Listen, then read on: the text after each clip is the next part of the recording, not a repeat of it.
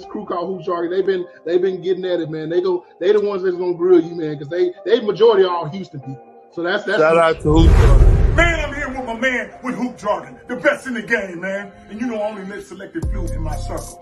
And this is a real dude right here. We gonna get down with the get down.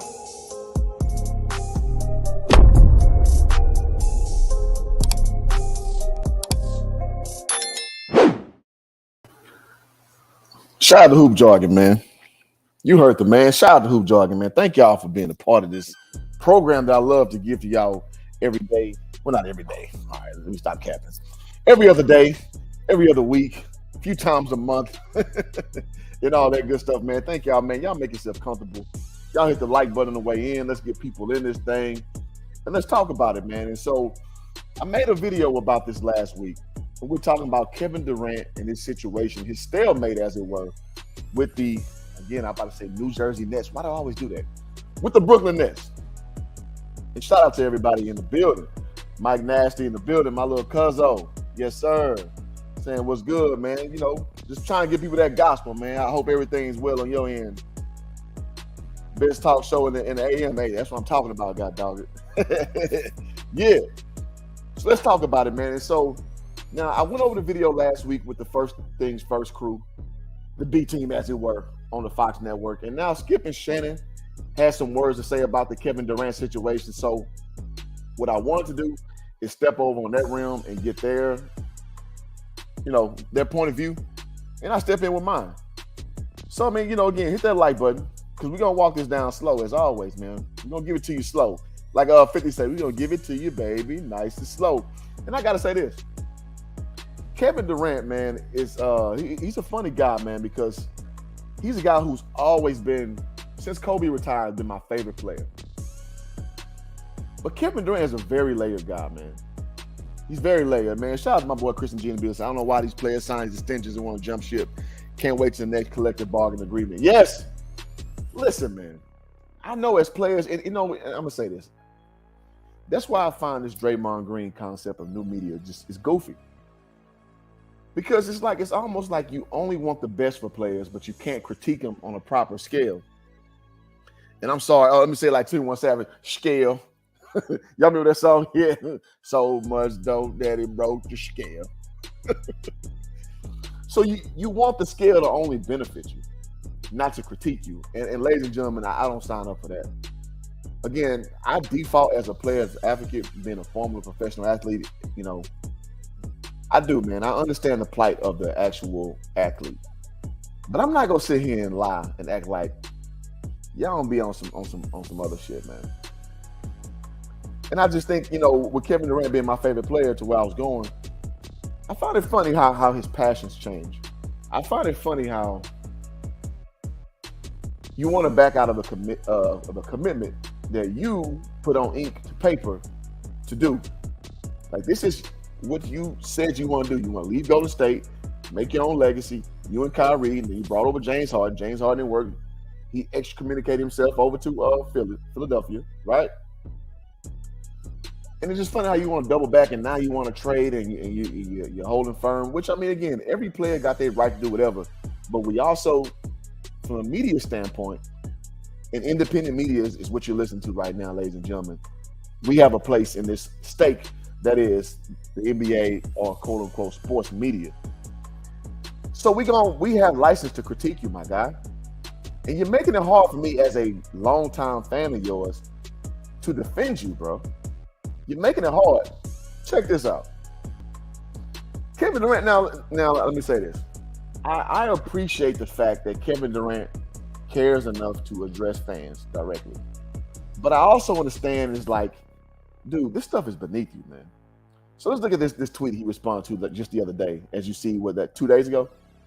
No, yesterday. He says so the first tweet was like, quote unquote, I ruined the game. And then Black Prince states, nah, but all this team hopping after a little bit of adversity is kind of tainting your legacy, which I agree with. Now, I agree with from a standpoint of that's public perception. Yes, public perception is you're a runner, you're a track star. Now, is it actuality? Not so much. Not so much. He won 2 championships with Golden State. It would have been 3 if he was healthy, right? He goes over and he decides, you know what, okay, I'm going to listen to y'all. Y'all saying I piggyback on 2 championships. Let me go to Brooklyn and create my own. Also, he went to a situation, and I don't care what nobody say, I'll die on this hill. Playing with Russell Westbrook was a burden, man. Now, I know the Westbrook hive is going to come after me. That's cool. And I'm going to handle you. I got my sword ready, so it's all good. So, I mean, I think people understood when he left OKC. I think most people understood that, okay, he put his bid in, as it were. He put his time in with Westbrook, and it's time to move forward. I think most people understood that. So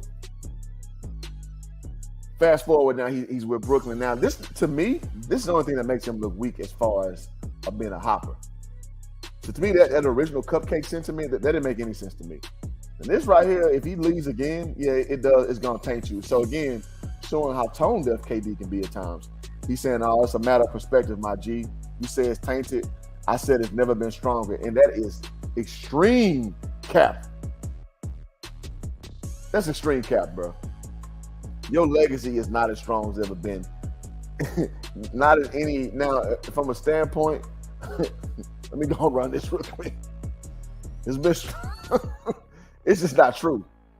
Now, from a standpoint of like your actual skill level, yeah, absolutely. Like your legacy is cemented, but public perception, nah, homeboy, not even close. Not even close. Let's see. Christian G also says James Harden saw the writing on the wall and abandoned ship quickly. I don't see how he exited Houston, but he left the Nets in a understandable now that KD wants out. Well, fair enough. And I mean, it's not completely, out there about what James Harden left for. But I mean, I tell you what, to your sentiment, he's looking more and more righteous as time goes on for leaving. Maybe he knew something that was going on that we didn't know behind the scenes. So I can't give you a no on that all the way. But I want to hear James Harden speak about it, and then I'll get a better scope of that. But no, that's a good comment. Delusion Durant. Yeah, he is. He's very delusional. And I got to say it, guys. I'm sorry. He strikes me as having the sensibility of what women usually do. Being very tone deaf. Sorry for the women listening. But that's kind of what y'all do. And KD strikes me as that same kind of guy on some level. And it could be, single parent household, whatever. But that's kind of what he comes off of to me. Shout out to Amanda Bill says KD, Boston, all but confirmed. Yeah, I wouldn't mind seeing that. But again, being tone deaf, if it doesn't matter if KD forced himself to Boston or not, perception is you went over to a team that swept you. And if I'm KD, man, you just either you don't give a shit or you got to understand how people perceive things. And the way people perceive things, it's not going to land favorable for you, my guy. It just won't. Tia Miles said, first, shout out to Hoop Jordan. Appreciate you, my guy. Appreciate you. For who? Okay, yes. So you guys are talking about each other. All right, so, I'm gonna set the backdrop, man. I'm going to play Skip and Shannon talking about this again. The B team has went home. The A team is on. So I'm going to comment about what Skip and Shannon are saying about the subject. And I'm going to chime in as I see fit. So let me do a good old-fashioned share screen real quick. Again, hit the like button, man. Let's get more people in here. I like to do these, man, because I respect basketball. I respect sports on such a very high level.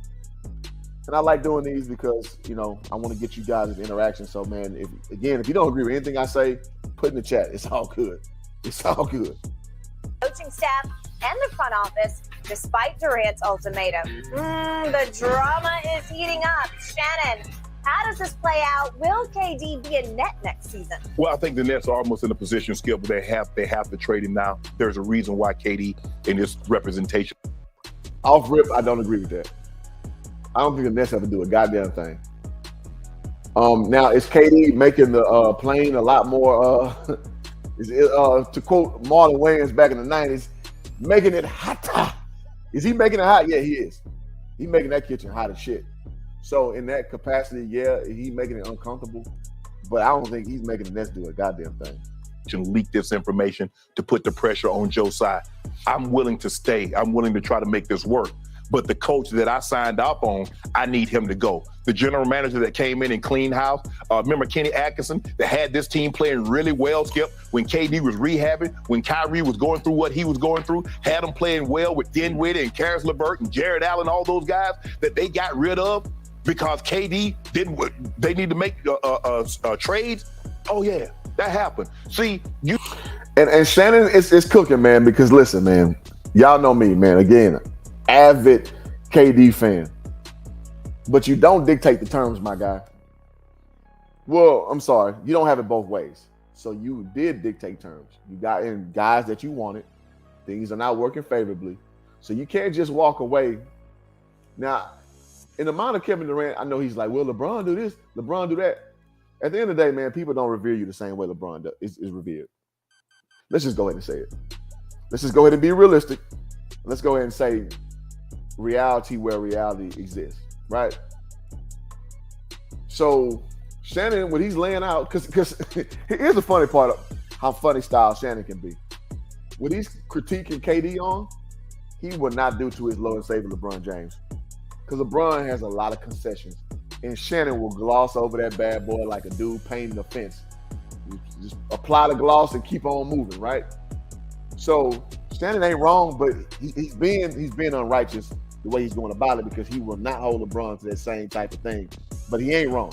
You don't make a demand like this unless you've been given a lot of control within an organization. Because for Kevin Durant to feel that he can say, hey, go tell the man that actually owns the team or one of the owners of the team that says, I'm willing to stay, but they've got to go, lets you know. And he said, I've given you too much control anyway. I've given you and Kyrie all this control, and we won one playoff round. Exactly. Where's this comment at? Sharp thinks LBJ does no wrong. Exactly. And I got a problem with that, man. But, that's another video for another day. Let us proceed forward. One series, no more. Yep. I'm supporting my guy. He wanted Steve Nash. He wanted DeAndre Jordan. Skip, DeAndre Jordan got a big deal because Kevin Durant was his homie.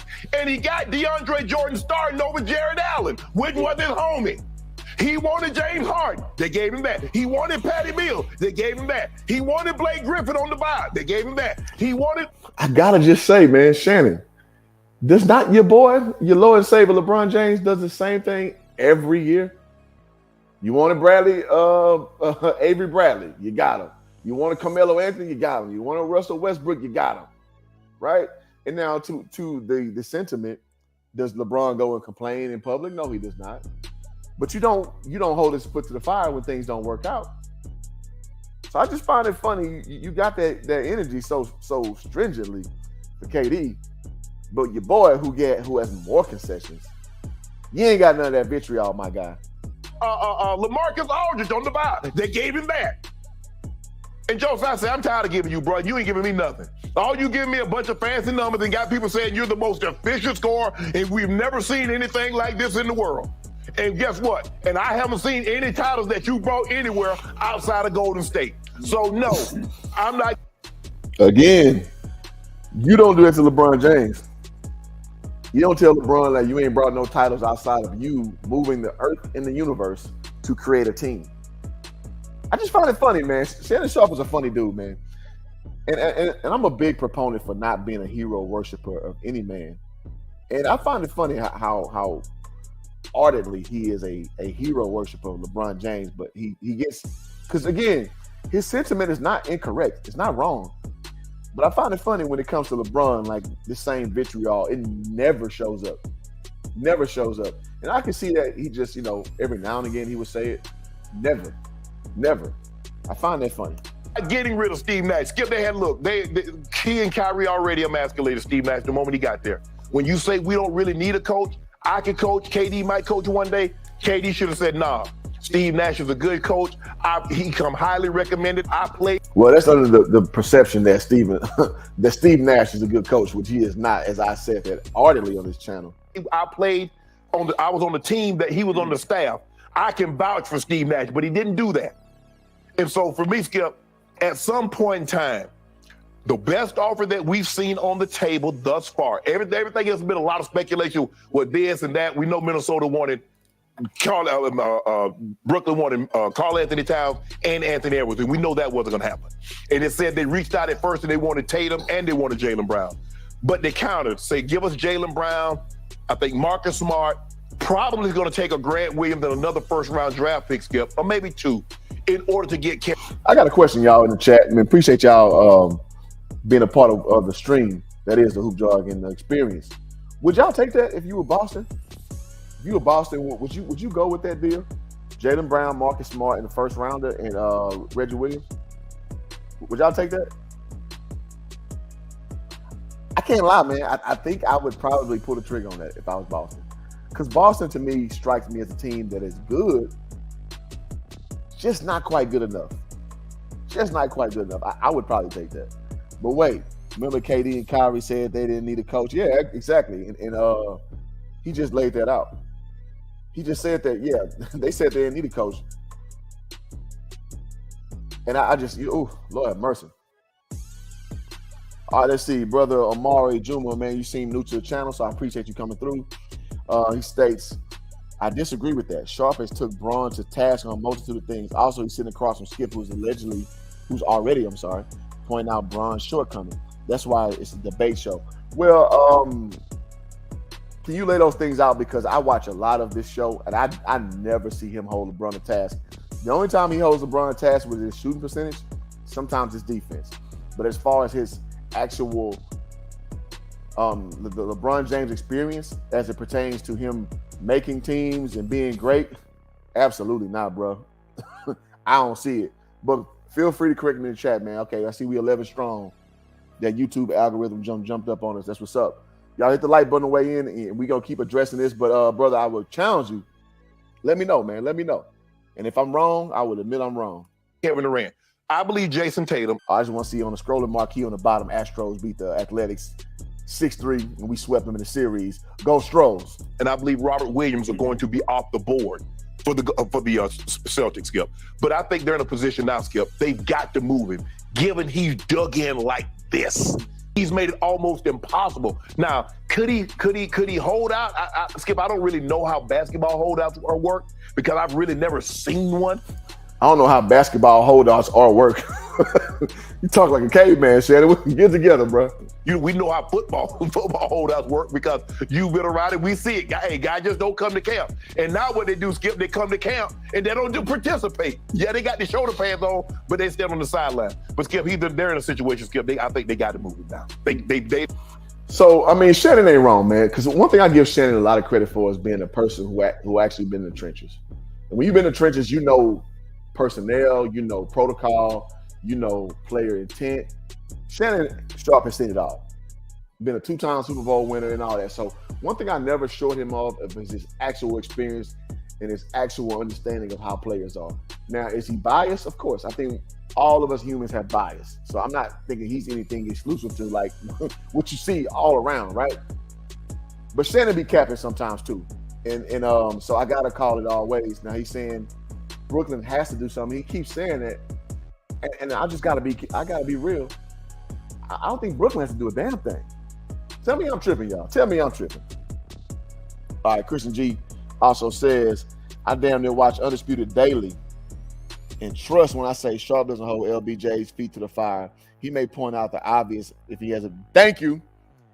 That's what Shannon usually does. When it's like it's such like an obvious observation, Shannon points it out and he kind of wants credit for pointing out the obvious. You know what I mean? And it's like for people who really critique the game, really critique people, it's like, nah, bro. I ain't going, dog. I ain't going, bro. That's not enough, homie. They don't have a choice. Take the best available offer and keep it moving. On that, I disagree. You want him gone so that Kyrie will become available. So Skip Bayless does a really good job of just cutting through Shannon's bullshit. Shannon Sharp has an extremely vested interest of getting Kyrie Irving to LeBron James. Why is that? Because there's nothing other. I'm a Lakers fan, y'all. I want this iteration gone. Because other than Kyrie Irving, we have no hope whatsoever for this upcoming season. So what guys like Shannon Sharp tend to do is they try to mask their real intent and they're trying to lace it up with a lot of what we call word salad, a lot of misdirection, red herrings, as it were. And you try to present that, and people who are forward thinking, we know that that's just a first level veneer. But what are you really trying to say? So Skip Bayless does a really good job of sifting through his bullshit, because, ladies and gentlemen, I'm here to tell you, Shannon Sharp's talking about some bullshit right now. Available to your Lakers. Skip, the man just told you, either them or me. Okay. You got me on this one. I still believe Kevin Durant is the best player on the planet. I still say I do too. he is a remarkably, astonishingly all-time valuable commodity that you cannot get in return. No, you can't. Agreed. You cannot get Kevin Durant back. No, Kevin Durant. no. Agreed. But I must admit to you, It was a great quote that the great, late great Dr. Jerry Buss said to Kobe Bryant when he requested that trade in Chicago back in 2005, 2004, 2005, I believe. He's like, man, I'm not trading 5 5-carat diamonds for a 5-carat diamond. And that's more or less what Skip's saying right now about Shannon. I'm sorry, about KD. So yes, I've seen it, brother. Again, he's sitting across from a person who's anti-LeBron and only can find who can find follow LeBron. So get a stream on both ends. Well, bro, you're arguing in a sense of a hypothetical. We're asking for actual tangible information. And I have not seen it. So if you want to present the information, cool. If you can't present that, then I'm going to call cap on what you're saying, because it may be what you feel. And we don't deal with feelings over here, man. But I appreciate your commentary nonetheless. Adrian Reynolds seems new to the channel as well, man. Subscribe if you like what's going on. I wouldn't trade him, but I'm firing Nash. Now, I'm with that too, man. I made 2 videos where I'm saying Steve Nash is not a good coach. He's damn near a non-existent coach. So, yeah, I would love to see Steve Nash gone, because he just, to me, at best, he's spineless. At worst, he just can't coach. And both of those things don't bode well for a team with so much personality. So I'm with you, bro. Nash got to go. Now, I'm not firing Sean Marks unless Sean Marks is presenting himself to be incapable of doing his job. Then in that case, I'm with that line of thinking. But yeah, intellectually dishonest if you say otherwise. Well, that's what you say. That's what you say. But if you can't present the information to refute it, you're just talking, bro. So I asked you to present it, so you got the floor, man. And as a matter of fact, I'm going to open the panel up once I finish this. So if you want to come up and refute that, that's at your disposal. And I got to sleep on this for a whole week. Yes. As I watched this and listened to this unfold. Kevin Durant is looking worse and worse by the minute. Yes, he is. Again, big. Kevin Durant is my favorite basketball player in the world. He is looking worse and worse by the time. And again, let's juxtapose this with what he just said on Twitter. He just said this. Kevin Durant's words, not mine. As a matter of perspective, my IG.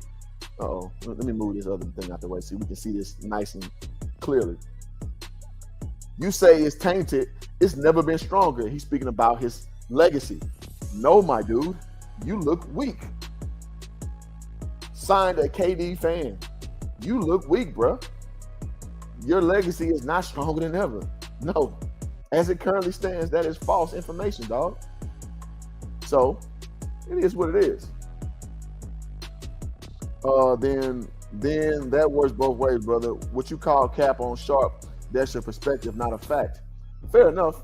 But I call Shannon Sharp out. I mean, if you follow enough of my information, I set backdrop to everything I do. That's why I use these videos as backdrop, literally, to state my opinion. So, unless you show me something, I'm calling cap on your claim. But come on up here and you can rectify and everything be right in the world. That's on you. He is backing himself deeper and deeper into a corner he will not be able to flail. Thank you. Out of, to sort of threaten his way out of. This was the last act of a desperate man who knows that his bluff has been called by Joe Tsai and those upstairs. And listen, man, I know a lot of y'all don't like when teeth cutting talk like this go on. Skip is being pretty surgical right now. Because when you're debating, when you're negotiating, there's always a bluff. There's always a real number, as it were. And by number, I mean an end goal of what you're trying to achieve. What you kind of see in these situations, there's a lot of peacocking, a lot of bluffing, because you're trying to get what you want, and you may not have the leverage to do so. And I think Skip is kind of seeing, as they say, the forest through the trees to see, like, okay, what's really afoot? Because what's really afoot is, KD, you don't have a lot of say-so in this situation. And I have to agree, bro. I have to agree. Super chats get the priority over here. Just because I want to see the dollar bill video. Hey, man, Christian G, shout out to Christian G, man. It's my guy, man. So you know what that gets you over here, man. Thank you for the $2 super chat, my boy. Where we at? You know what that gets you over here. Dollar bill. Money, yeah. Money, yeah. Listen, man, super chats always get priority over here. Thank you guys for tuning in. Even if you're doing the free work, you're still doing the lowest work. So I appreciate everybody that's here. Even if you disagree with Hoop Jargon, I am open to any type of debate, man. If you agree with me, cool. If you don't, no problem. I love it. Shout out to Logan, man. Say what's good, Hoop, man. Shout out to you, Logan. I ain't seen you in a minute, man. It's good to see you, brother. Good to see you. But Omari, man, please hold on, bro. I want you to come on. I want you to state your case. I really do. And I'm not going to berate you or lambaste you. I want to hear the logic. The Brooklyn Nets.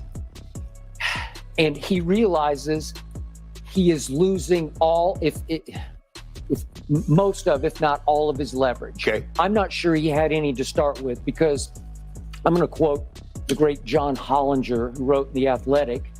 How exactly does one get out of a contract with 4 years left on it? Because that's the question. Exactly, man.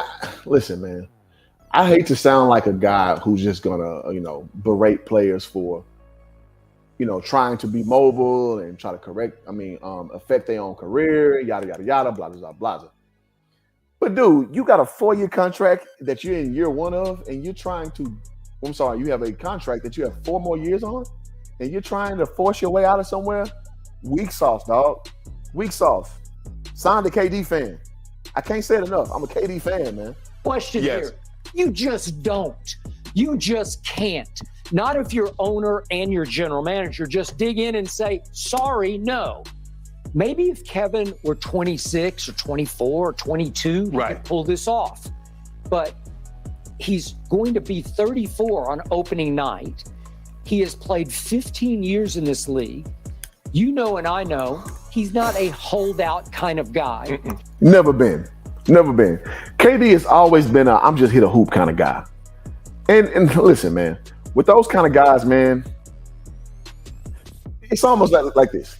It's like when you dating.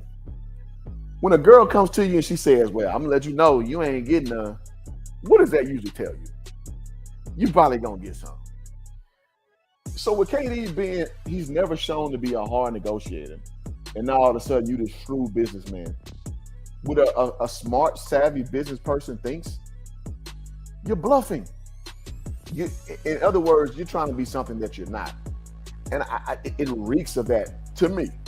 And shout out to G again, says, KD is my guy. He definitely has to understand that he don't have the juice right. He does not have the juice at all.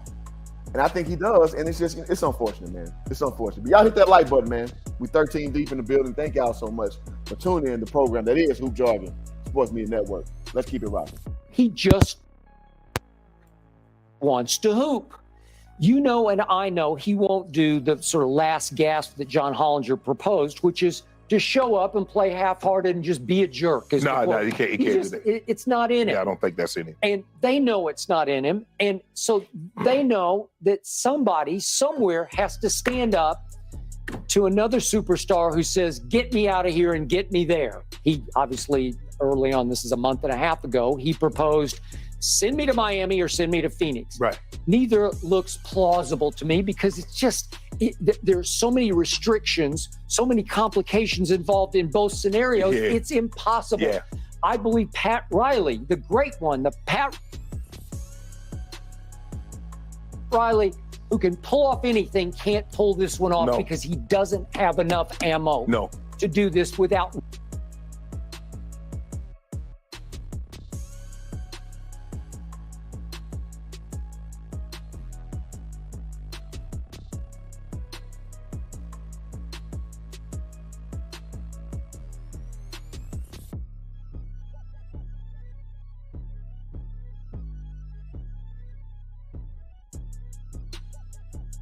Wrecking what's already there. Because the two pieces that the Brooklyn Nets going to want to keep, which is Bam and Jimmy. And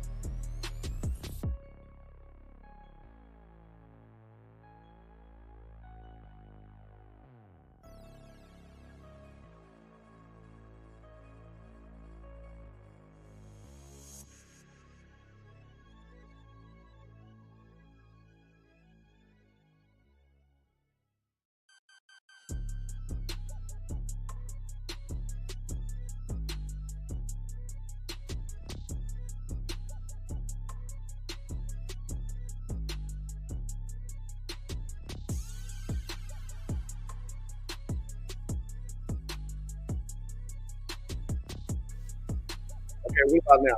We good? Are we good?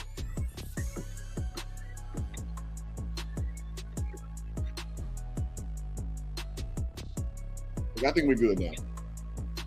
Okay, yeah, I think my mic was on mute. Okay, I'm so sorry. So what I was just saying is I think the problem is Bam is the caveat. Now, if you want to be, play semantics, is it Hero, is it Butler, maybe. I think they're going to need two of those pieces, and I don't think Pat Riley's willing to give that up, given the recent success of that nucleus. Now, if I'm Pat Riley, I don't know. Y'all tell me in the chat, man. Would you give up Bam and a Jimmy, or Bam and Hero and a draft pick for KD? Y'all let me know. I think I got to sit on that one. Let's see. And shout out to Robert Bruce in the building. Says good morning. Good morning back, my guy. Appreciate you, man. Y'all hit the subscribe button if you're new. I see a lot of new faces in the chat. Y'all don't be strangers to what's going on over here. I appreciate y'all, all of you. Again, whether you agree or not, you are appreciated just equally over here. And Kevin's not going to want to go there without Bam and Jimmy. Exactly, right? yes. So none of this makes sense to me. And for Kevin to suddenly... I thought that was a great point, too. If you're going to gut the team, KD essentially is going to be in the same situation in a different city, which doesn't make sense. So he's in a quagmire, man. KD is an extreme quagmire. And I've lamented on this, many times over. If you guys are new to my channel, go to my last videos over the last 2 months. And I've been talking about this whole KD Kyrie situation. And they're in a quagmire over there, man. And I think essentially they're going to stay put because they don't have any leverage. And they got to work this shit out. They decided to come there 3 years ago. They got to work this shit out. Make it me or they go. It is laughably absurd because after they got crushed by Boston, they got embarrassed and humiliated by the Boston Celtics, 4 straight games. Kevin was the first one to stand up and defend Steve Nash. Yes. That wasn't that long ago. What was that? Just 2 months ago. Was it 3 months ago? Yeah, we went on? June. Yeah, okay. Playoffs started in June. Okay. And after the 4th loss, Kevin said that night, Steve's been dealt a crazy hand the last 2 years. He's had to deal with so much stuff as a head coach, a first-time coach, trades, injuries, COVID. It's just a lot of stuff he's had to deal with, and I'm proud of how he's focused and his passion for us. Okay. But they wanted him there. They connected when Steve was an advisor to Golden State. Correct. And then Steve made sure 4 of his assistants had deep ties to Kevin Durant. Right. Now, one of them got fired. That's Adam Harrington, who used to be Kevin's sort of personal trainer. Right. they did let him go after the season, so maybe that's part of why he's upset and drawing this. And I like this, man. A lot of people don't like Skip Bayless. One thing I do appreciate about Skip is he tries to probe beneath the surface. A lot of people speculate a lot of things, and let's keep it real. 2 weeks ago, everybody was saying, "Oh, well, KD don't want to play with Kyrie. That's why he want to leave." And blah blah blah blah. And I said this again: independent media. Me personally, who I got some boost to the ground, but I don't have like extreme boost to the ground. I was like, that doesn't make sense because KD and Kyrie never had a blow up. They never had a public outcry, and they both strike me as guys who use social media to kind of get out some of their frustrations. And there was none of that. So I'm like, so I have no reason to believe that. What I was saying was probably something going on with the coaching situation in the front office. And as time is going, as the wine is starting to coagulate, that's looking like what's going on, right? So with that being said, I like Skip for the fact that he looks beyond the surface, and so now he's naming these people closely tied to him and the organization that has been removed. And for a player, I can see how that could put a bad taste in his mouth, and he want to move around. So again, Skip gets a lot of flack, and he earns it because he's a hater of LeBron James. We all know that. Well, Skip does like to psychoanalyze things, and I think that is a valuable asset that he brings to the game. Robert Bruce says, Jaylen Brown's an all-star, only 25 years old. He has 8 to 10 good years left at a high level. KD maybe 3, most in Boston court to be back again. Yeah, so well, and you're not wrong. But what that kind of goes to is the bird in the hand, two in the bush thing. So bird in the hand is, okay, you got a guy who's ready to go right now, who's the best player in basketball right now. Two in the bush is you got Jaylen Brown, who's going to give you a lot of consistency over a said point of time, but is that going to guarantee you a championship? And that's always the question. So what you're saying ain't wrong. But that's the actual debate you have to have in that position. Malcolm Brogdon at the point, moved Marcus Smart back to number 2 guard, and Gallinari picked up in Tatum and Brown.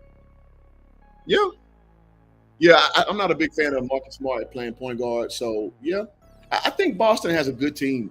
Is it an NBA Finals winning team? That still remains to be seen. So I think that's the pertinent question at hand. But what you're saying ain't wrong, and I appreciate your comment. Line in the sand. But Sean Marks, I got to say, for one thing, he was the one who gave Kevin his 4-year extension. Right. And if you look hard at what Sean Marks has done, I think he's done an outstanding job as the GM to put this team together. All they were going in. Right. But the question I have is, how good is he communicating to his guys? I think that may be the caveat that nobody is talking about with the situation as far as Marks is concerned. It seems to be coming up. If I'm reading the tea leaves properly, I mean, I may be off base, who knows? But the way I perceive it is, Sean Marks may have some communication issues, and I think that may be the genesis of why there's issues going on with the relationship as we know it to be with KD and Kyrie and corporate brass as it were. And the last year was the betting favorite, the over to win it all. The Brooklyn Nets were favored last year to win it all. Doesn't that speak well of Sean Marks? They did, Skip. And if you think about it, Skip, think about what they had. They had enough. If they'd have just kept Jared Allen. Y'all hit that like button, man. It's free. It don't cost you anything now. We like super chats over here if you like the product. That is Hoop Jargon. Feel free to support it, however you see fit. But like button, man, don't cost you anything. So y'all hit that. Thank you. Kevin Durant, Kyrie, Karis LeVert in a 6-man role. They had more than enough scoring. Okay, but I know Kyrie for sure wanted LeVert. But James Harden. Yes. But he wanted LeVert. But yeah, Kyrie wanted to be the off guard. Sure. Let James play the point. I don't have to worry about facilitating. I can go get my own shot, which he's tremendous at going and getting his own buckets. But Skip, but to put it like this, for the longest time, Kevin Durant has been able to hide, I just want to hoop.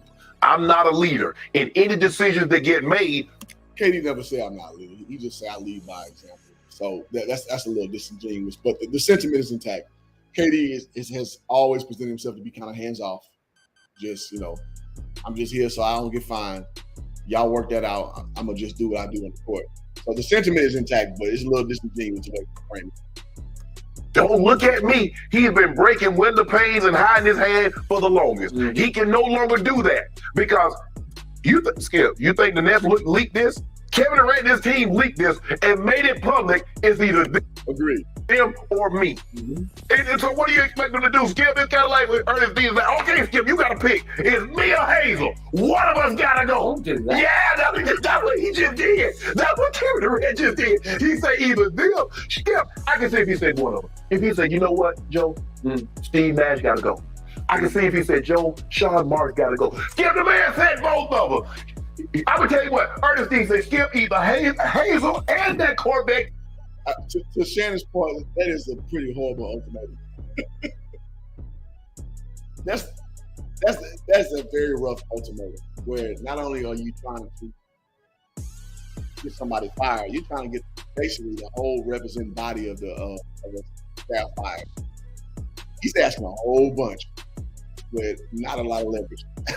Now, if he played for Brooklyn for 10 years and the Brooklyn fans loved him like cook food, he brought many championships to the franchise, you have what's called sweat equity in that program. And yeah, you probably could push it off like that. But you've been basically a transplant. What, 3 years you've been there? You ain't won a damn thing but a playoff series. Listen, man. As great as KD is, bro, like you don't have the leverage. So to Shannon's point, you look a little foolish, man, dropping the ace of spades like that on there, thinking you about to get something popping. It gotta go. It got to go tomorrow. Or her? Or her. You know what I'd say? Don't you say it? Stop. I say hit the road, Jack. Don't you? I'm sorry, man. If I was a GM, if I were an NBA owner, man, you know what's funny about human psychology? People generally meet expectations.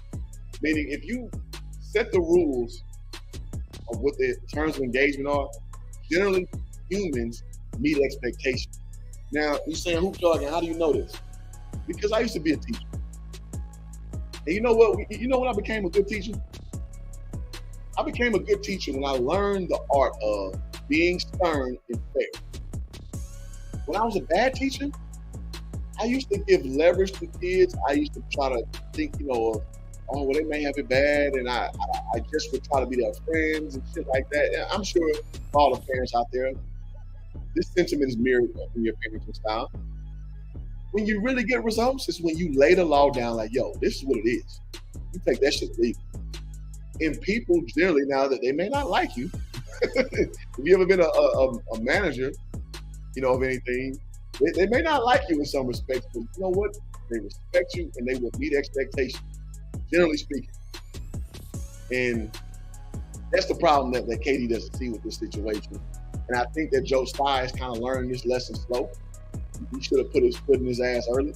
So now you're trying to do some recon duty because KD thinks he's bigger than the program, which he is not, and he's learned that lesson slow. I think that's why we are where we are right now. Sorry. I'm sorry. It's your fault. Oh, we got a comment. Let's check it out. All right. So my biggest concern right now for the Celtics is Time Lord Williams, Boston, letting him come back less than a month after knee surgery. He could have damaged his knee further. Hopefully he's okay. Yeah, Williams is a good player for y'all, man. He's exactly what y'all needed. And he's going to be there after Al Horford is done. So, yeah, I can see that. You push me too far.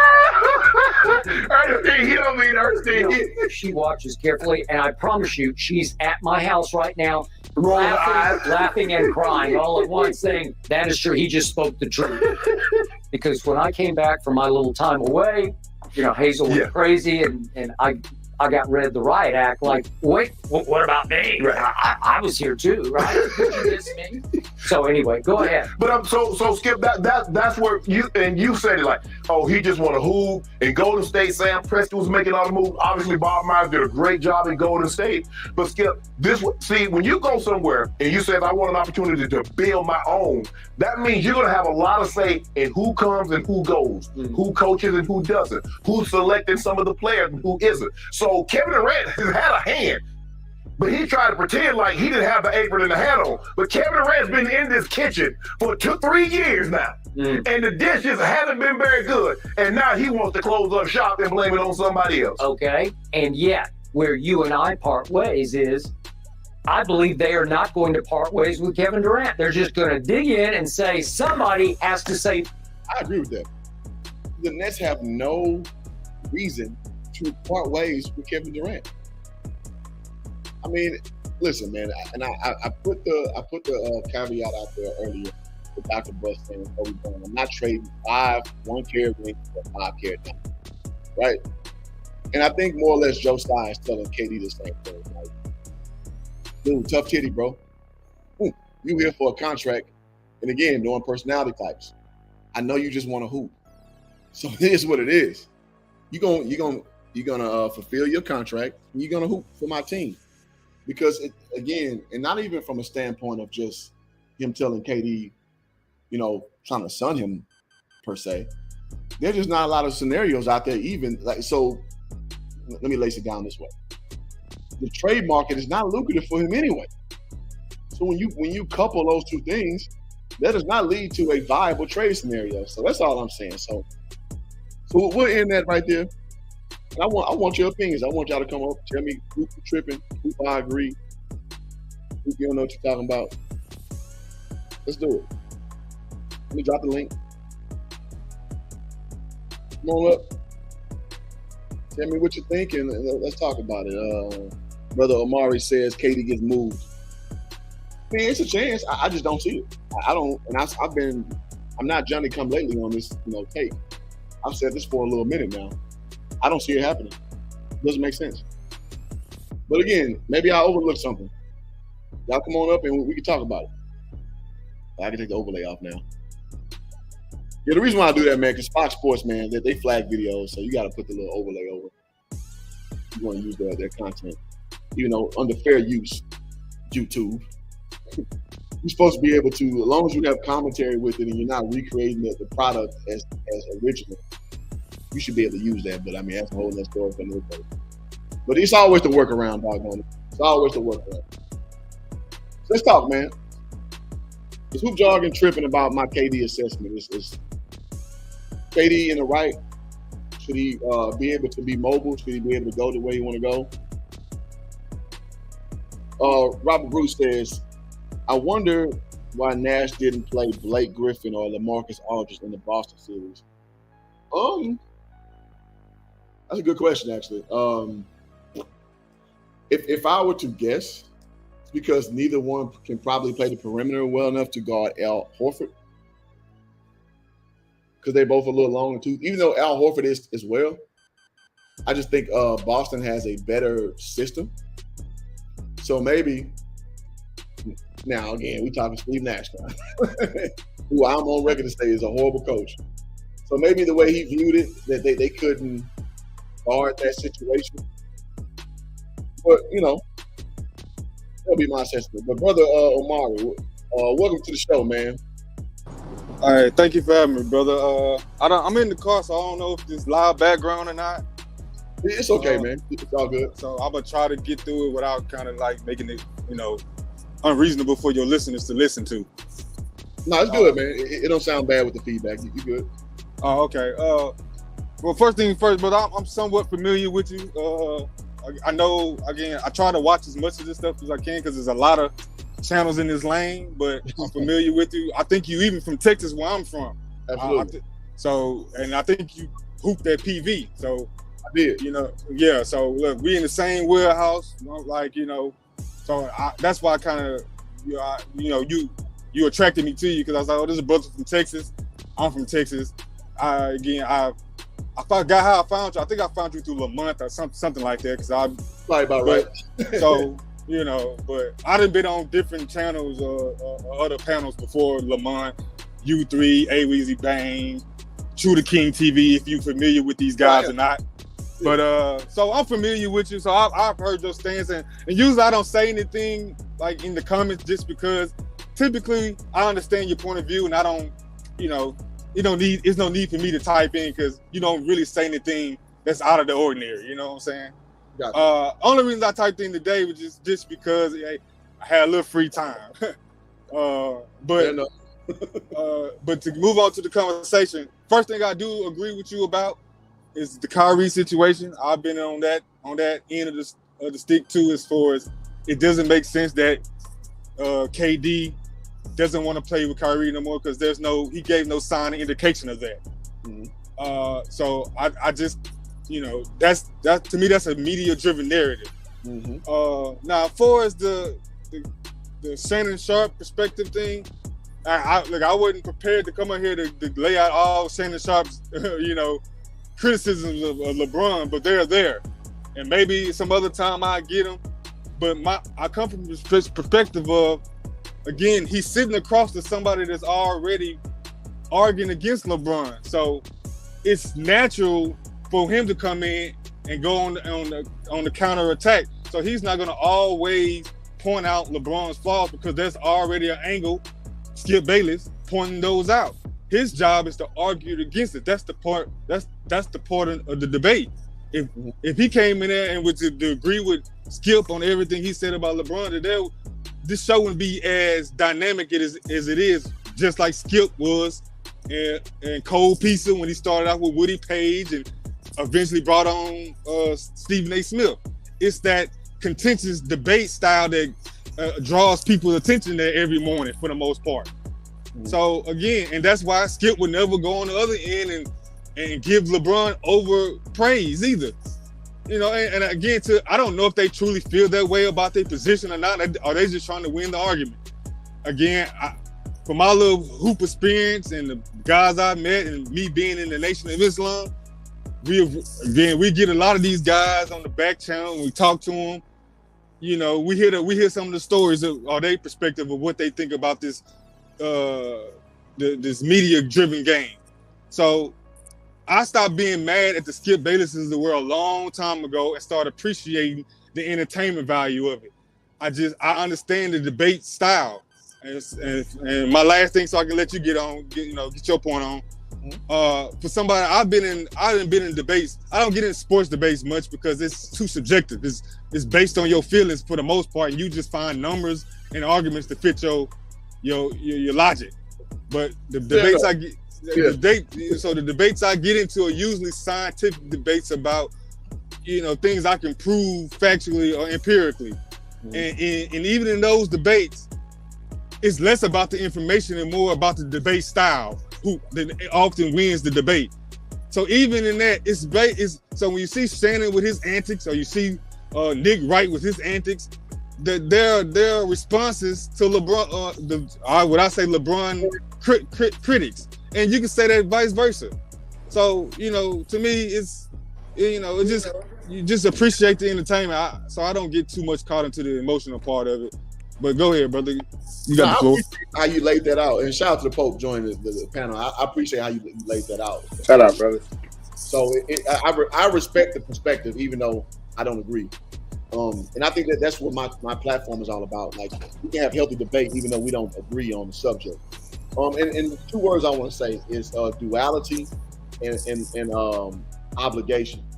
So the reason why I say those two words is this: duality works, which means two polar opposites, two different differing opinions. We know this from politically standpoint, from entertainment standpoint, from sports standpoint. The oppositions make people galvanize to care. So what you're saying ain't wrong. With Skip being an ardent LeBron hater, Shannon being an ardent LeBron fan, it works. Because nobody wants to see people agree on things all day long, right? So in that faction, you are correct. But in that same vein, let's talk about the obligation. To me, Shannon Sharpe, what's that big, tall, goofy dude that played for LeBron back in the day?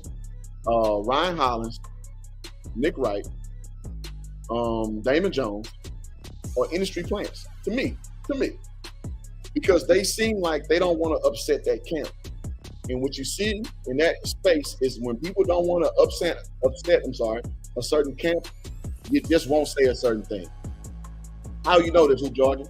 Because I literally been in a place where I've met people who are people out here, and I'll leave names out this screen, but people who are closely related to NBA, NFL entities, and I tread carefully when I say stuff that I say. So if me as independent media, I do this, I know for a fact they do that on a national scale. I know for a fact they do it. So Stephen A has also done this before, like caping for Allen Iverson, like he's done for a long time.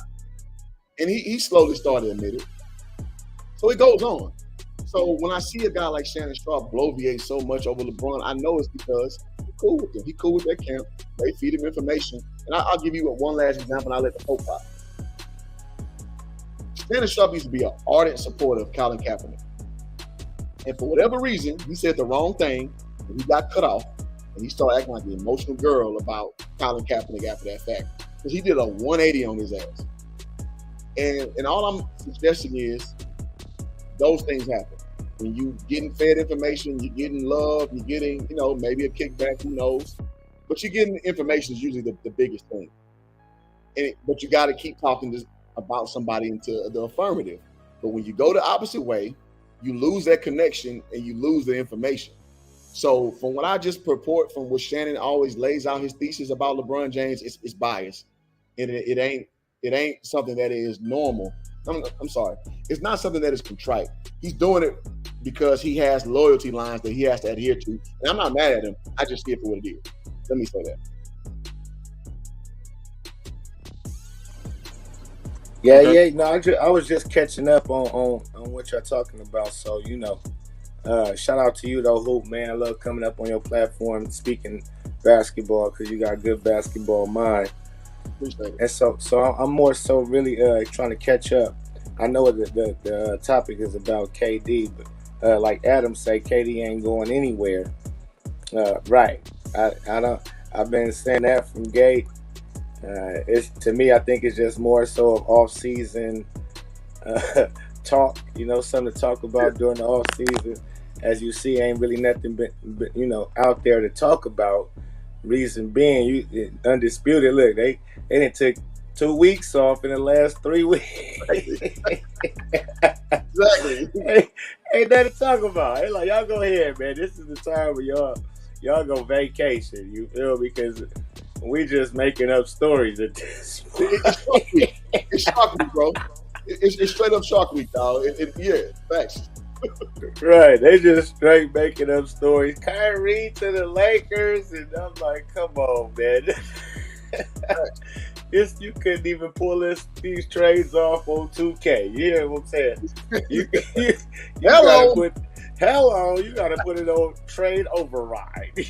That's a good point. I like that.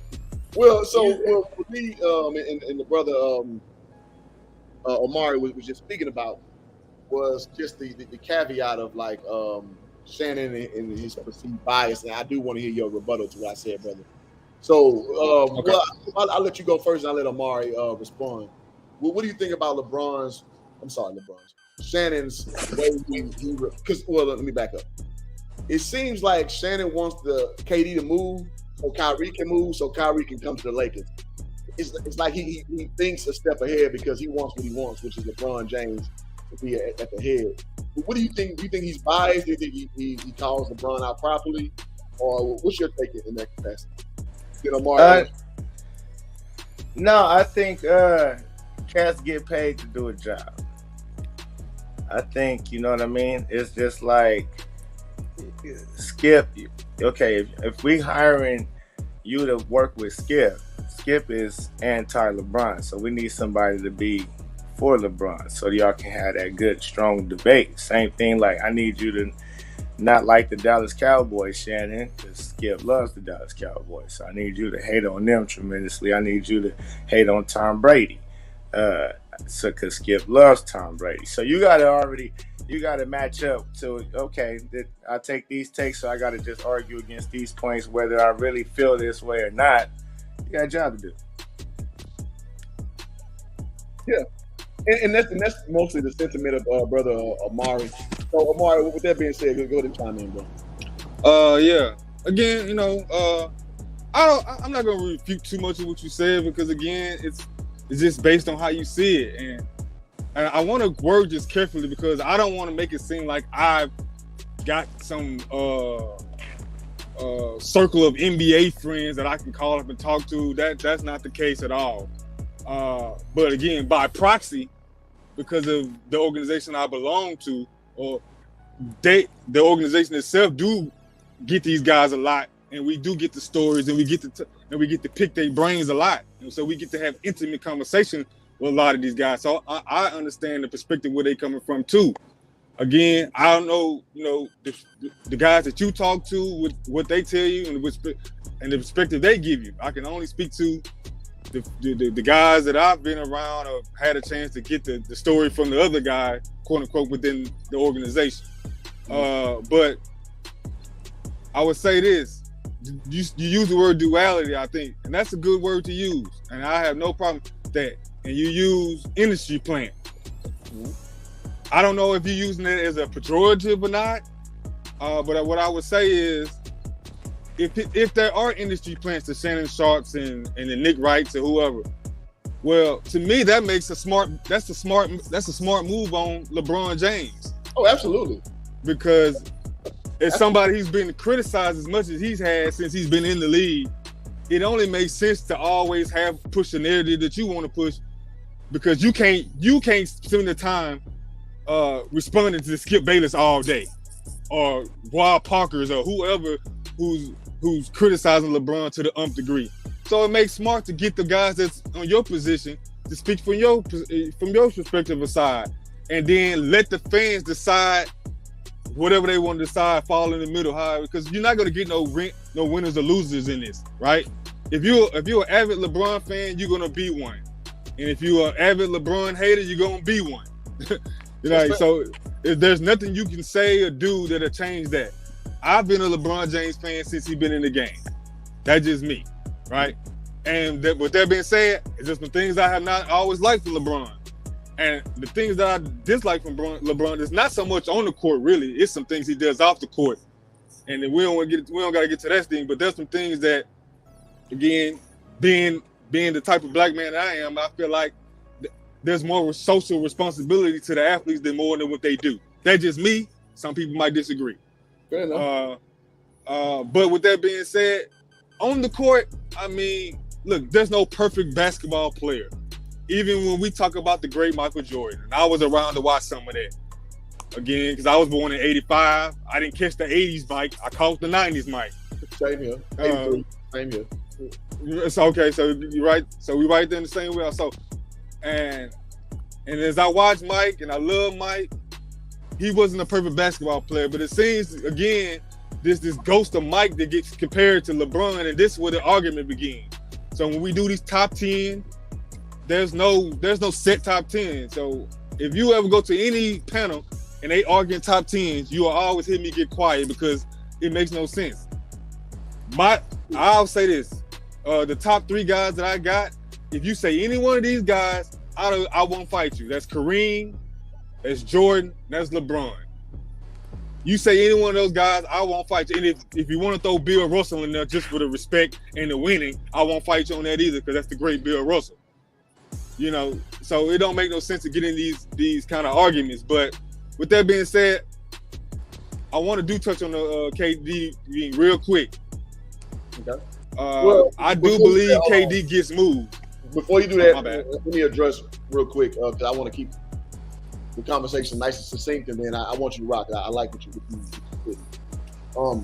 I would just say this, as far as the industry is concerned, you're absolutely right. It's smart. It's brilliant, actually. And I give Clutch Sports and LeBron all the credit for getting ahead of that and staying ahead of it damn his whole career. For every hater that you lined out with, Rob Parker obviously is a LeBron hater. Skip Bayless, obviously a LeBron hater. I can name Kendrick Perkins. I can name Ryan Hollins. I can name Damon Jones. I can name Chris Broussard. I can name what's that fat dude name? That white dude. Brian Windhorst. Shannon Sharp. That he has a lot of positivity going his way as well. And as far as that translating to his actual career, like you were saying, like the top 3, again, I'm not a LeBron James fan at all, but listen, man, I got LeBron at 4 or 5. 4 or 5 I got him around. I got Kobe, who's my favorite player of all time, at 11. So what I don't do is I don't inject my emotions in this shit. Kobe's I'm a Kobe stan. Like, if I had the world my way, Kobe would be the best basketball player that ever lived. That's interesting because growing up, I can't speak for you, but I'm gonna say Kobe was in that top 5 for the longest, right? And I don't know when did he move out the top 5 or the top 10? Kobe is a worse version of Jordan, bro. It is what it is.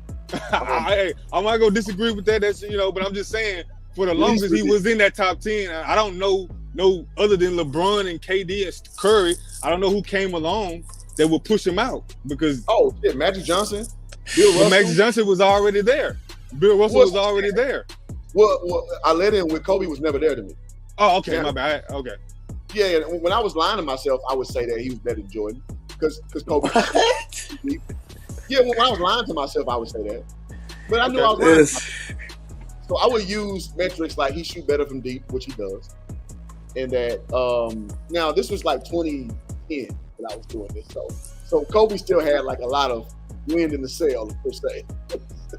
But when reality hit me, I was like, you know what? I'm projecting my own love of Kobe upon reality, and that's a dangerous thing if I'm being objective. So being objective, I got Kobe around 11, and I'm okay with that, and no shame at all being 11th, 12th best of all time. No shame in that. Okay, that's beautiful. Can I get in here real quick? Go ahead, bro. Because I'm like, okay, so what player is like the closest thing to Jordan we've ever seen? Kobe. So if Jordan is the greatest of all time and Kobe is the next best thing to him we've ever seen, how is he 11th? Because, well, if the metric is closest to the best, then yeah, you're right. But if the metric is more nuanced than that, then there are more caveats that jump into play other than just being a carbon copy of the best. I mean, he did win 5 rings. He did. If we're being honest, Okay. Kobe won 2 finals MVPs. So, I mean, just being honest. I never look at those. Like the final MVP, I don't even win Jordan like that 6 finals with 6 finals MVP. Like, come on, man. That don't matter to me. What matters because when you put it, you know Shaq is on a team and you know they playing an offensive inside out.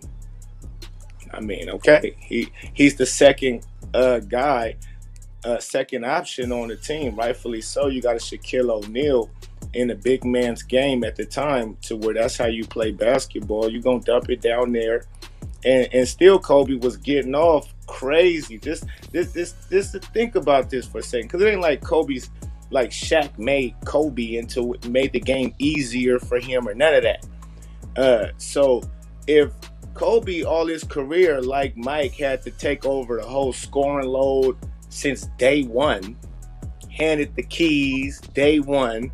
Here you go. This is your team. We go as you take us. His numbers would be crazy and all of this, so on and so forth. So if you just went talking about, if you just built around Kobe like the Bulls had to build around Jordan, then it's different. Kobe came from off the bench and so on and so forth. You know the story. But I'm like, bro, if you really look at it, I really had to break it down because I never could put nobody even close to Jordan. But when I start really paying attention, like Kobe handles is better than Jordan. He got more moves. The jumper is like the killer wheel instinct is damn near the same. It's like in the defense, they on top. They right there. They like 2 of the top defenders of all time. I mean, they in that category of being one of the best on-ball defenders and just players, perimeter players of all time. So it's like Kobe got everything that Jordan got. He just maybe a little short. So if he a little short, to me, Kobe's 2 on my list. It's Jordan, Kobe, and whoever. Then you can say whoever else after. But them 2 was 2 of the same. Jordan was just a little more. You put a number 2? No, sir. Correct. Like LeBron, I respect it, bro. Close to Kobe. Like Kobe ain't close to Kareem. That's ridiculous. Kobe showed that his whole. Come on, man. No, sir. One MVP. Here's my problem with Kobe. It's been a Kobe. Listen, dog. I got Kobe jerseys. if anybody knows me in real life, I'm a Kobe stan. I love Kobe Bryant, dog. Like, I cried when this man died. Like, I cried, right? Yes, me too. I'm not coming from a place of bad intention whatsoever. But when I look at proficiency, Kobe, he just had a lot of questions in that regard. Forcing shots, not understanding nuance. And it took him a long time to figure shit out, where Jordan kind of figured it out quicker. And he got more production being the alpha. So again, we're nitpicking. We're in nitpicky land. Let's be clear. We're nitpicking. So it's not like I'm indicting him like he had a fucked up career because of that. I'm not saying that. But I'm saying once we start to get to the tippy top of the tippy top, I'm going to start deducting things just on a more petty level, because we got to start discerning. We can't just name like 30 dudes and interchange them at top 10. If we talking top 10, we got to talk about top 10 dudes fit. But see, I seen Jordan have a lot of insufficient when he was the only scorer out there and they double trade and ain't nobody else getting no buckets on the Bulls because he don't got nobody really he can throw it to, and he trying his hardest to get them buckets to win the game. I done seen Kobe do the same thing. He might have 39 points, but he shot 32, 33 shots, you know what I mean, to get there. You know, it happens. But I've seen Kobe be efficient so many times, though. I see him be efficient a lot too, and I would lie because I see it. I'm just like, God damn it. So this goes back to the Iverson argument we had the other day. Not the argument, but discussion. I just tell her how I see it, because again, Kobe is my dude, like my dude. But I don't take my affinity to cross lines of just solid basketball evaluation. It's Kobe. I think you shutting it short, Hoop, because you love him so much. You trying not to be biased. You don't want to seem biased. No, I don't think. No, not at all, man. I treat everybody like that. I can respect that. Everybody I treat like that. Like LeBron, people say I'm too long LeBron. Well, I'm just telling you what I see. I'm not gonna lie to you. I respect it even more because you say you got LeBron 4 or 5, and you got your favorite player Kobe at 11. Yeah. That shows that you're removing the bias. Now, does that mean we agree on the metrics of how you analyze it? I don't know, but I can say you being an honest man when you giving your assessment of it. Whether people agree with it or not, that's a different story. So I wish it wasn't true, because I want Kobe to be number one. That is my heart of hearts, and it would just make me be smart my whole life. Because man, if y'all in high school, y'all just don't know, dog. Kobe you could do no wrong. Everybody knew that of me. You know what I'm saying? That was opposite for me, Hoop. You couldn't tell me Kobe wasn't perfect. You couldn't tell me that. I see you talking. Go ahead, man. No, my bad. I didn't mean it, because it was opposite. It's funny you say that. Kobe, I didn't like Kobe coming in. He was trying to mimic Jordan. Jordan was my guy. Jordan is, you know what I mean? I'm like, you can't, come on, man. Yeah, you're going to come in. And Kobe, same age as my bro. So, my big bro. So, it's like they was in the same class.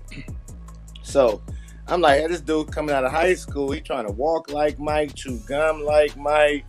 So, I'm like, come on, bro, you're not Mike. And he had to earn like my respect for him on the court, because I had that like, come on, you trying to mimic Mike, and you know we're close. Like, who is you? You a high school kid coming out of high school. And as time went on, you seen this kid's work ethic, and you seen he really earned his way up. He really fought for his spot like that. And then you see the battles with him and Jordan, and then it's like his competitiveness. He ended up gaining my respect to the utmost, especially when Shaq left, and they gave him a so-so. To me, that team was cool. It was smooth. Pau Gasol over on Memphis Grizzlies, he was a good player. He wasn't no top 5, top 10 player. Like, he didn't have that. Andrew Bynum was Andrew Bynum. Lamar Odom was smooth for sure. Love Lamar Odom's game. But it just fit for what he did. It was like it wasn't a team of superstars and all-star cast, but he turned him into a championship squad. And I'm like, okay, that's some Jordan-esque shit right there. That dude he more an official. He ain't had to ride on the coattail of no Shaq. He got that. I show you better than I can tell you. So to me, bro, the Black Mamba is the Black Mamba. I mean, come on. I mean, it wasn't nothing he couldn't do. Passing, scoring, his IQ of the game, defense, tenacity, winning, everything, bro. It's like, what can you shitting on people? I mean, like, what do you want? What more can you ask for? Dante kind of encapsulated my point. He made the game more difficult at times. He did. It's just true. Kobe quit twice. It's just true. So again, bro, like I hold everybody to the same standard whether I like LeBron quit more than twice. Well, I'm not high on LeBron, but LeBron, as far as measurable. How y'all defining quit? Oh, he quit. He got his heart taken from him. Yeah, I mean, I don't see that as a quit, but okay. That Dallas series. I ain't gonna say okay, yeah, that Dallas series. He nutted up, bro. That wasn't a good look. But that's the stain on his career, though. That's the one. Come on, even the Spurs series. Stop playing. I don't see him. He got smacked. What Spurs series you talking about? The 07 series. Go ahead. Yeah, he got swept twice by the Spurs. Actually, though, I'm not gonna count when he was a youngster. About 4 years in. So you talking about what, 13, 14, whatever that, I can't remember off the top of my head. Yeah, about 14. I think about 14. Yeah. Because I think the Heat beat them first with that little Ray Allen thing, and they came back and seen them again. Right. And they put a whooping on them boys. Yeah, they horribly. Did. And he was cramping and all that old nonsense. That was cramp James. Yeah. But how did that amount to quitting? Like, I know you might not believe. I know you might not believe the cramp thing, but I can't do nothing about that if you don't believe that. But that's on record right there. He lost. He lost. You can't. He also said on my leg and tell me it's right. He broke his hand in 2017, which is some bullshit. That was. So he open to question what he say. I'm just saying. No, but I'm not questioning that part. That's why I said if you believe vice versa, I'm talking about how does that amount to quitting? Like his ego was bruised. He didn't want to. He didn't take it like a man, but he didn't quit because he played the games and he put up monster numbers. Let me explain something, because you already had said something that was vital, and you actually going against what you said. Like you said, I don't like some of his off the court antics or some of the antics that he do. Right? He do that. Them is the type of stuff he do. He'll plant little stuff to let you know, okay, I'm losing because of this. And that's you already mentally, when you place blame somewhere of why you can't get over the hump or this, that, and the other. And to me, I already question that, because it's like, come on now, you a real professional out here, a world-class professional, and you ain't nobody else cramping. You cramping? You the guy who make the most money in the league and spend the most money on getting his body right and everybody know he's a beast when they come to working out and all this. You can't bring in I was gassed or cramping. Now I'm looking at, you can't do that. That's period. That's out. That's, as a player, you can't be cramping in pivotal times of the game or none of that. Like, you better go drink some pickle juice and get your ass back out here, stretch that out, and let's rock and roll. So that's a lame excuse. Okay, well, yeah, you didn't move the goalpost on me, because the argument wasn't about that at first. It was about you equating it to quitting. Correct. That's quitting. That's not the definition of quitting, brother. I hate to tell you that way, but okay. Now he didn't just if you want to. But let me finish. He didn't walk out the gym and take his jersey off. And so now we get into semantics. But now we get into semantics now, right? But let me finish the thought real quick. You said I was talking against what I was saying because you said I don't like some of his off the court thing. Let me clarify. I also did say in that thing it was about his social issues. If you remember me saying that. All right, so when I was referring to things off the court, it wasn't about his media sessions and these excuse making that he made, which I wouldn't even disagree with you on, right? But if we're gonna do that, we can go through a whole list of other players that do the same thing. So I don't want to go down that rabbit hole. When I speak on LeBron, it's always compared to as with the greats. Like I don't see Bird and them placing blame at the head of being top heavy or none of the antics that he's always pulled almost his whole career.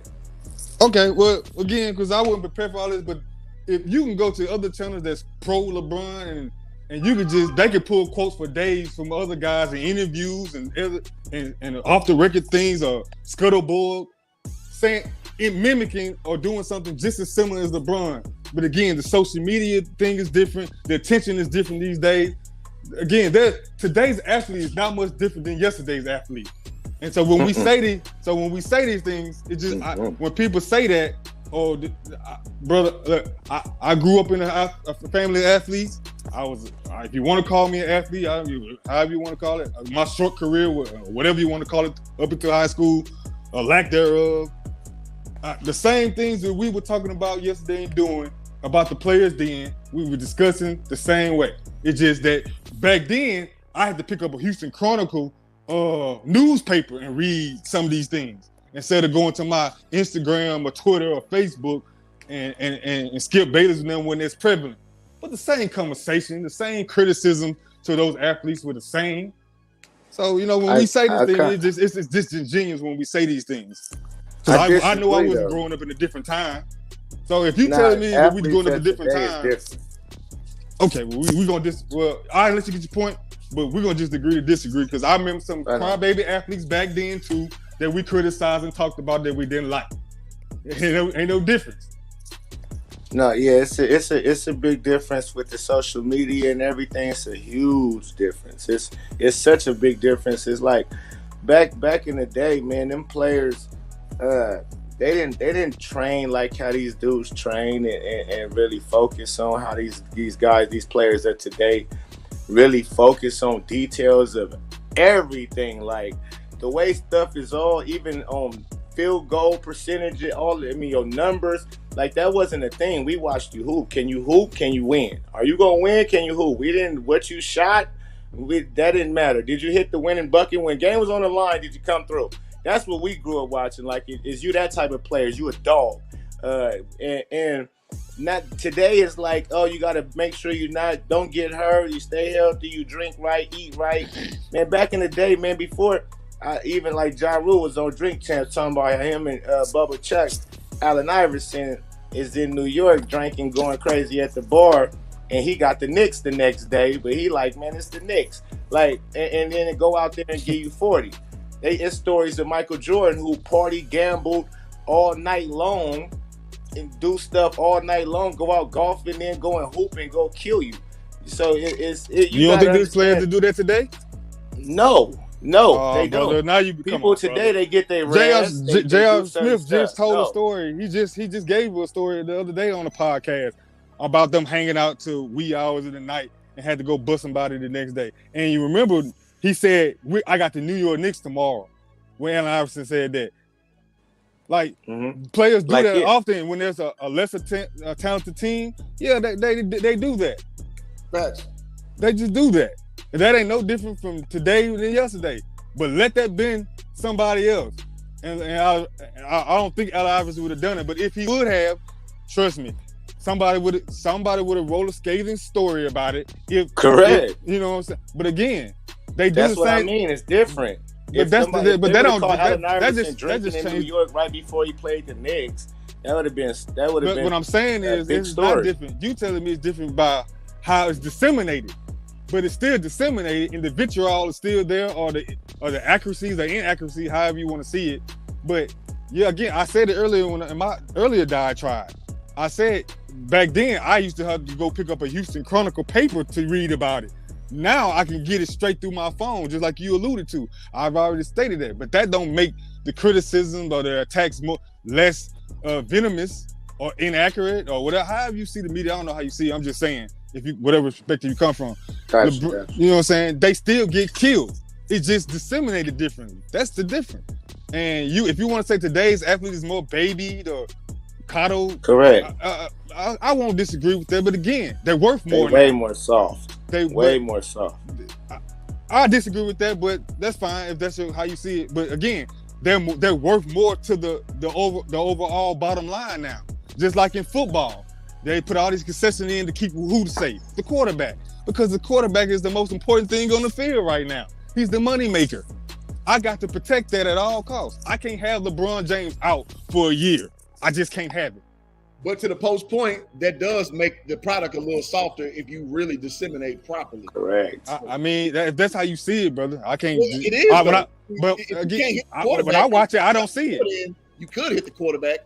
You know, but that hurts the product ultimately. Though they didn't do that just because you're preserving the product. Exactly. You give quarterbacks another game to play now. Exactly. So you keep the talent on the field. So we got to keep things in context.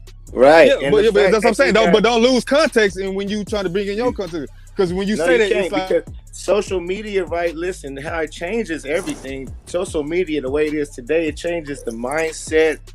People care about what people think, and so on and so forth. You can be a YouTube, Instagram story at 15, 14, 10 sensation. Like, so it's different all the way around. Like your mentality, us growing up, we could be killing at 10, 11, doing all of that same stuff, and it's not getting posted. We don't probably even think we can still even make it to the NBA. You understand what I'm saying? Like, that's so far-fetched. We just love to play, and we used to just hoop just because, and our mentality was like, kill or be killed. We love to win. That's it. Like, we out here to kill. So our mentality was different. It's like NBA, no NBA. These kids now today, you can make to the NBA. They trainers is telling them this, and the AAU and the rankings and all of this shit. So that changes the whole thing. Go ahead, my bad. No. And this was what you're alluding to is the buy-in, because I said this yesterday on Flight's channel. When I knew I wasn't going to NBA is when I watched Carmelo Anthony play in high school. We played the same tournament. Me and Carmelo, same age. We played at the Nike National Tournament at the Campbell Center. For me, it was Gerald Green. But go ahead. Fair enough. Yeah, that's your era. Yeah. When I saw Carmelo up front, I was like, God damn. Okay. We the same stature at the time, like 6'6". He probably was 220. I was like, 180. But I was like, okay, damn. That's what 6'6" should be able to do to be NBA level. Mm-hmm. So the post point, it was different. It was a different grind back then, and it was different sensibility. But even still, knowing I wasn't going to the NBA, I still had like a audacity to me that, man, let me just work hard and see what I can get. Mm-hmm. And I walked on at Stephen F. Austin State University, which is D1. We beat Duke 2 years ago at Duke. I walked on there, right? Mm-hmm. I left the JUCO, got myself, and I finished up playing at Prairie View for 2 years. I played overseas for 2 years. You know what I'm saying? Like, the sentiment was different. Like, it wasn't like on some NBA Hollywood shit. It's just like grind it out, see where the results get you. But don't you think the NBA is littered with guys like that? Huh? Isn't there lower level guys that feel the NBA is littered with just like that? The grind. Yes, but it's littered with a lot of cats too. Like Pope was saying, these trainers dribble a ball with a tennis ball guys who all they do is put that shit on Huddle or whatever the fuck, avenue that you can get evaluated on. It's the game. It is more me than the team. It's more centric of how am I going to get these, which I don't shame no player for doing. Getting these, what they call them now when you get the money, NILs and shit like that. Oh yeah, right. The game has changed, bro. It really has. Right, yeah. It's the evolution of the game. And look, it's evolution, but it's evolution at the same time though. Yeah, maybe because 20 years from now, these athletes might look at those athletes tomorrow and say, what we had to do, we had to fight through this and that.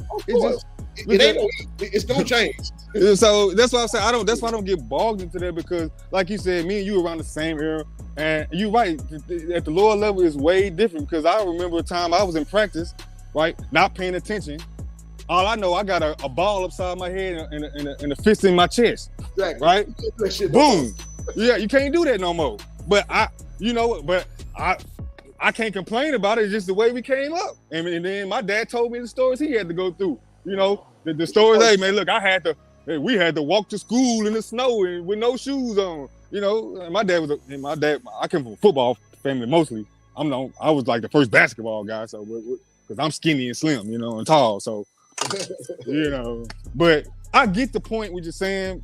I just got out of that because my dad looked at us as soft, and I'm like, I'm getting punched in the chest in practice, and then, and now today we looking at these guys, our particular area, and saying these guys are soft. I don't know if it's soft because I don't look. I done ran soft-minded, man, mentally. Because I know, can we really go through the things that LeBron go through on a daily?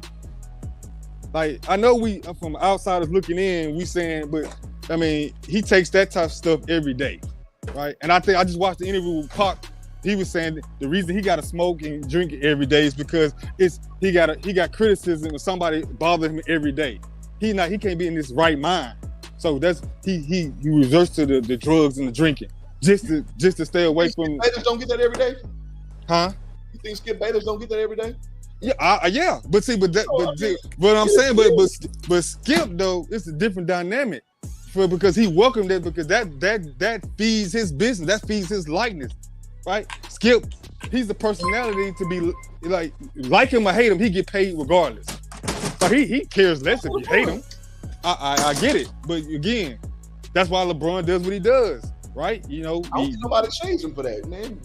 You'd be surprised. Maybe you don't, but come on, brother. You know, you have seen some guys that speak on LeBron. Like maybe you're not a fan of, but at least you can be fair and balanced with your critique and criticism of the man. Like I said, I like LeBron, but I criticize him for things outside the court, and he's still my favorite player.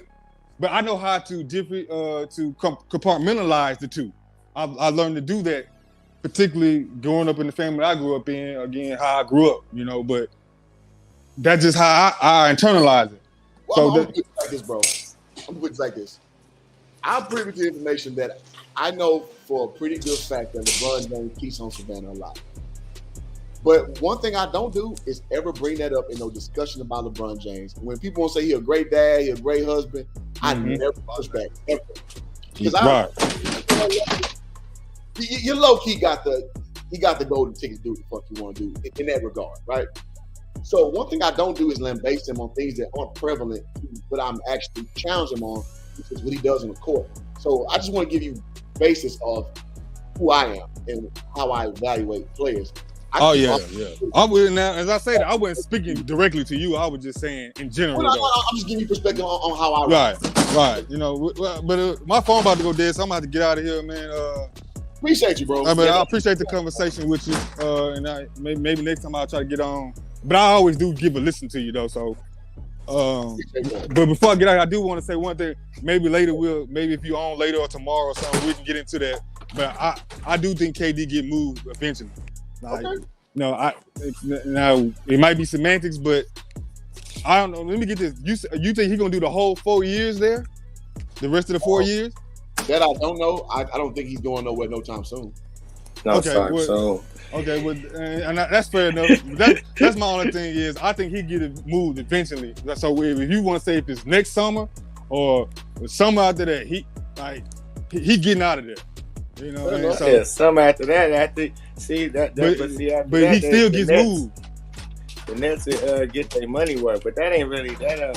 Maybe he get moved 2 years from now. That's the whole thing is you're not gonna get moved when you still have a 27, 28, 29 point a night type of a work ethic or a skill set, man, that you can put out there, and we got you for 4 years. So after 2 years, he might be on a decline. Let me finish what I'm saying. After 2 years from now, he might be on a decline to the point.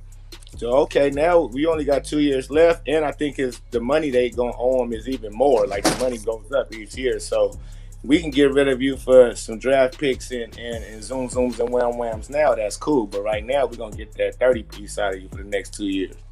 But that's what I'm asking. So you still cut your nose to spite your face because the ultimate goal is you trying because you putting all these players around to get wins and win a championship. What if you go out at the first round again?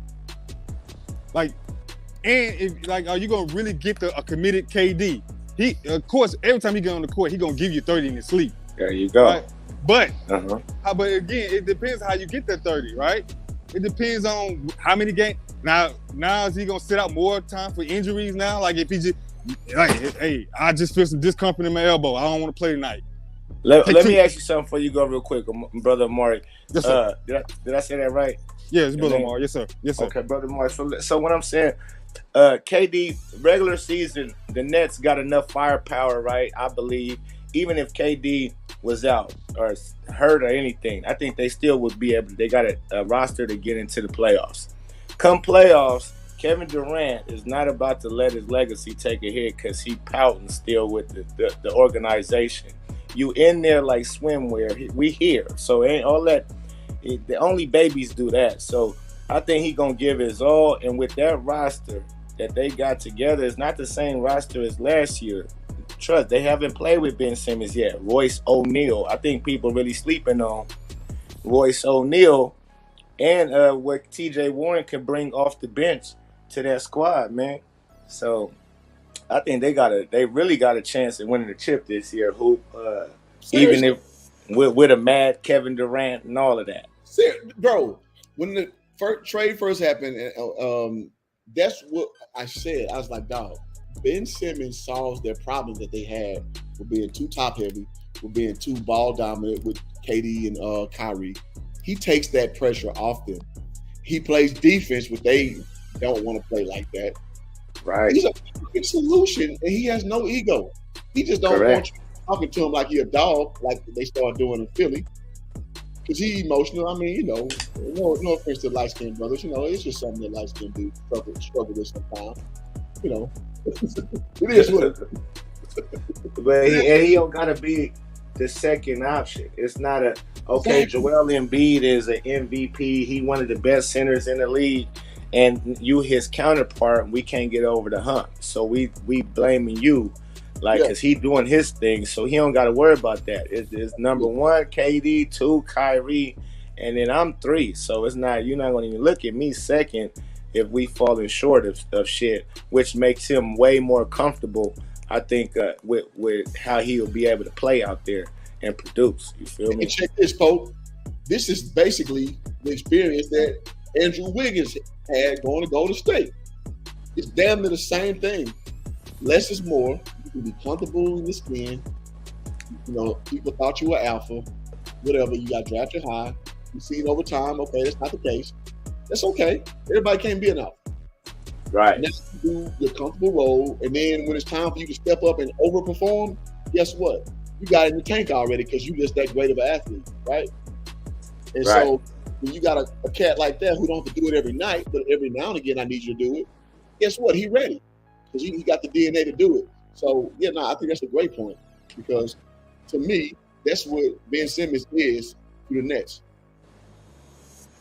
Yeah, Ben Simmons is, you're right. As soon as they got him, I said the same thing you said. That's exactly what they needed. Absolutely. Guy who passed first. He wanted, play defense, rebound. Don't want to shoot. Don't want to shoot. Yeah, he just want to get it in the rock. So, that works perfect for them. So you've been saying, I've been saying Nets ain't moving him, man. Not this year. Definitely not this year. They already looked at what's the offers. Ain't no real good offers out there. Yeah. And then so you're gonna get him from what he works first. You're gonna get out of that contract you just signed him to, you're gonna get something out of that. You're not just signing to that contract and then trade him away for lesser than you served me a good 2 years out of this. Now we can talk about moving you. So good question, Pope. I'll let you go at it first. Insane Craze says, does Ben Simmons want to stay with the Nets? Does Ben Simmons want to stay with the Nets? Yeah, I believe so. I believe he's excited to know that if KD and them, I got KD and Kyrie, 2 of the most elite scorers in the game. So now my game, it fits over here. Everything fits. And not only just them, I got Seth Curry still who he comfortable with playing with. You got a player in Patty Mills that know how to play basketball. Royce O'Neal, like I said, you got all these players.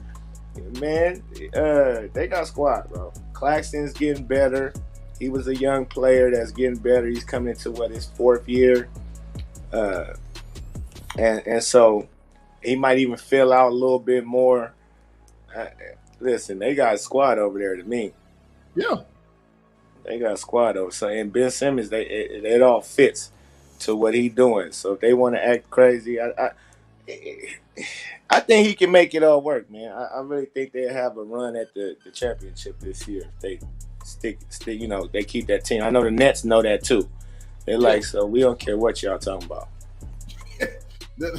And that's the brass tacks about it. The Nets know what they got over there, which is a championship nucleus. And when I made a video about this when they made the trade for James Harden, I was like, dog, this is a great trade for both teams. James Harden gets to go be a mouthpiece, which he's shown to be in the back half of his career. It is what it is. He can go to Philly for a new start. He go run to his daddy, Daryl Morey. All good, no problem. But the Nets get a dude who takes away the burden of Steve Nash's horrible coaching. So you got your own coach on the floor, which is Ben Simmons, who has no ego, who does not want to shoot. The Nets don't have a problem with shooting. Well, I mean, accuracy of shooting is their problem, but not the will and intent to shoot. Let me put it that way. You got a dude who got ego. He just want to fucking facilitate, score in the paint, and pass. That's all he wants to do. That's a godsend to what the Nets have a problem with, bro. That's a godsend. And now, you know, this may be a slow walk down. You know? It may take him a minute to just appreciate what they got because, I mean, players serve a lot of masters, bro. Players, you know, they got a lot of people in their ears. And you think you're more than what you are. Yada, yada, yada, blah, blah, blah, blah. We covered that earlier. We talked to Brother Amari earlier about that, right? So, like said, Ben Simmons plugs those holes up. He solves their problem defensively they have. We got to bring in like a Tari and Prince and things of that nature. You take a hit offensively, but you need him out there for defense. Ben Simmons solves both of those problems. So the way I always saw it, to your point, is like, dog, this is a match made in heaven, man. And maybe they don't see it that way, but yeah, bro. Right. So, insane crazy, he has no ego. No, Ben Simmons does not have an ego. Ben Simmons has a if you disrespect me problem, he's going to shut down. He has a millennial problem. That's not ego. Ego is I'm not getting enough touches. I'm not getting enough shots. I ain't getting enough shine. That's not Ben Simmons. Ben Simmons is if you disrespect me, I'm going to shut down emotion. That's a big difference. Right. Big difference. Huge difference. Yeah, they give it, Kawhi Leonard, bro. Huh? It's almost like Kawhi Leonard when you remember when Popovich sicked Ginobili and Parker on his ass about him not sitting out and he felt disrespecting, and what Kawhi do? Shut down. He's like, I'm done. He caught everybody by surprise. Like, oh shit, why you leaving Spurs? Like, he got the perfect personality for Spurs. He disrespected him. And Ben Simmons, he's quiet just like Kawhi. He strikes me as that same kind of person. When you get too much disrespect, they shut out. They shut down. So you can call it ego, but it's not the classic ego that we see where we like, man, I ain't like Antonio Brown, for example. It ain't the same thing. Go ahead, folks. Right, nah. You sure enough right, man. You know what I mean? So we'll see. A lot of people, they believe in, you know, the Kool-Aid that they drinking that Kool-Aid that the media is giving them. With this Kevin Durant and Kyrie going to the Lakers possibly, and Kevin Durant on the move somewhere, Boston, and you know they believe in that hype, and they'll see Kevin Durant be riding training camp. First day of training camp, you'll be there. Bright and early, sir. Bright and early. He can come on and say, I'm just here so I don't get fired. Well, you here though, ain't you? Ain't you? Because you know what, Pope? That's a great comment. Because if KD sits out, just imagine what people gonna do to him, bro. Imagine what people gonna do to him. And KD knows this. And that's why they know ultimately he got no leverage, because KD cares about people's opinions. So if he sits out, people gonna tear him up about being a quitter, about being a baby. And KD cares. He just does. He's shown it. So if I'm the Nets, man, if I'm psychoanalyzing KD properly, nah, bro. I'm sorry, homeboy. You got too many years in your contract. Sorry, dog. Nope. Just signed you. We just put money in your account. Exactly. We just wired. Just guaranteed to you nigga, please. Exactly. Nigga, we just paid you and the year ain't even started yet. You gonna knock it off, go sit down somewhere. Exactly, man. If you don't knock it off, bro, like, stop it, man. Cut it out, bro. Cut it out. Like back, what was it? Yeah. From goddamn it, what was that show? with the I forget too. I know what you talking about. Danny Tanner and what's that shit called? Full House. Full House. Duncan Jordan. Mm-hmm. With Duncan Jordan. Well, we're about to end the show, man. I gotta go to work, man. You got any closing words, man, before we peace out, bro? Man, just appreciate you having me on, Hoop, man. I always like coming up here, chopping it up, especially about these good basketball talks. KD, man, stop acting like a baby boy.